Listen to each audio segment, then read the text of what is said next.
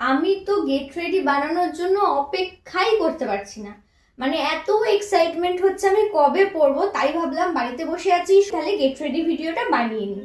চলো চলো ম্যাজিক করে জামাটা ফাইনালি আউটকামটা এরকম এসেছে। এই স্কার্টটার সাথেই পরবো বলে আমি এই শর্ট কুর্তিটা অর্ডার করেছিলাম, অ্যান্ড ফাইনালি এরকম দেখতে লাগছে। ব্যাক সাইডটা এরকম অ্যান্ড ফ্রন্টটা এরকম। ফ্রন্টে ভি, হাতা ফুল স্লিভস, এখানটা একটু লুজ, ওকে। আর এটা হচ্ছে পুরো ব্যাপারটা।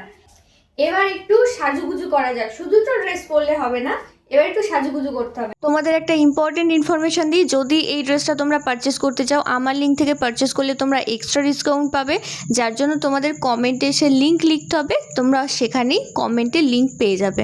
শেষ পর্যন্ত তোমাদের কোন লুকটা সব থেকে বেশি পছন্দ হচ্ছে অবশ্যই আমাকে কমেন্টে জানিয়ে যাও।